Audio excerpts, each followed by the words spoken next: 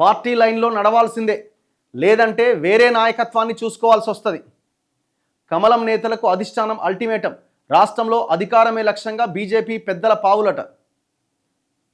రాష్ట్రంలో బీజేపీని అధికారంలోకి తీసుకురావడమే లక్ష్యంగా ఢిల్లీ కమలం పెద్దలు ఎప్పటికప్పుడు పావులు కదుపుతున్నారు.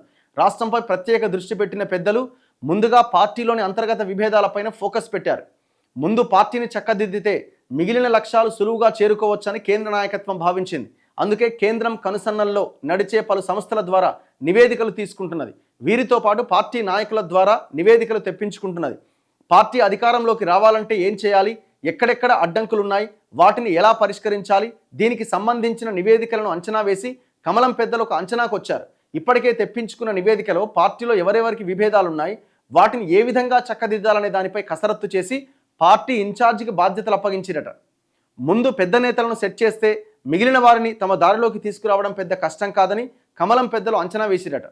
అందుకే మొదట కేంద్ర మంత్రి బండి సంజయ్, ఎంపీలు ఈటల, ధర్మపురి అరవిందులతో సమావేశం నిర్వహించి విభేదాలపైన చర్చించిరట. ఈ ముగ్గురు ఎంపీలు ప్రస్తుతం దారికి వచ్చినట్టు తెలుస్తోందట. ఏం దారి? ఫస్ట్ మీరు లీడర్లో ఇది కాదు, మీ మీ మీ లైన్ మార్చుకోండి. ఫస్ట్ మీ ఐడియాలజీ ఏంది తెలంగాణ మీద అన్నది మార్చుకోండి.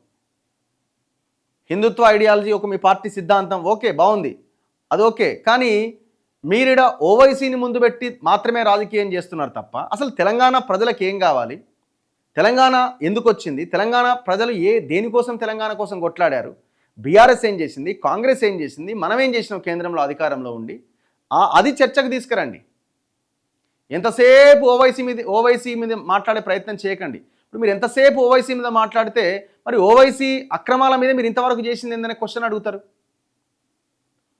కదా. మీరు ఎంతసేపు అది కేవలం రాజకీయంగా వాడుతున్నారు తప్ప వాళ్ళ భూముల కబ్జాలు కానీ, వాళ్ళు చేసిన వ్యవహారాలు కానీ, ఒక్కనాడన్న ఈడీ రైట్స్ కానీ, ఐటీ రైట్స్ కానీ ఏనాడన్న ఓవైసీ మీద జరిగినాయా?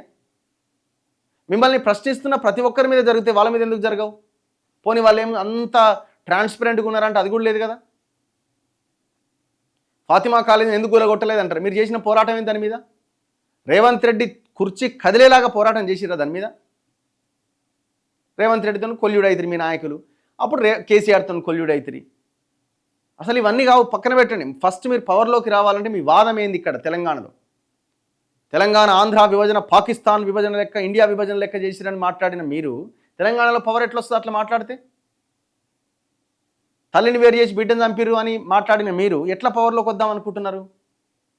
ఈ రాష్ట్రంలో తెలంగాణ బిడ్డలు చిన్న చిన్న వ్యాపారాలు పెట్టుకుంటే వాళ్ళ కిరాణా షాపుల దగ్గర నుంచి, చిన్న చిన్న హార్డ్వేర్ షాపుల దగ్గర నుంచి ప్రతి దుకాణం పక్కన మార్వాడి వాడు వచ్చి చేరుతున్నాడు. చక్రవడ్డీలు, ఆ వడ్డీలు, ఈ వడ్డీల పేరుతో జనాన్ని ఆగం చేస్తున్నారు. అట్లాంటి వాళ్ళ మీద తెలంగాణ బిడ్డలు పోరాటం చేసిన వాళ్ళని దేశద్రోహులు అంటిది. మార్వాడి వాళ్ళు మీకు దేశభక్తులు అయిపోయాయి. ఇదేం వాదం? మార్వాడి వాదం. అందుకే మీరు మార్వాడి వాదాన్ని, ఈ వాదం, నా వాదాన్ని పక్కన పెట్టి తెలంగాణ వాదంలోకి రండి. అప్పుడు మీరు ఏమైనా అధికారంలోకి రావడానికి అవకాశం ఉంటుంది, ఛాన్సెస్ ఉంటాయి.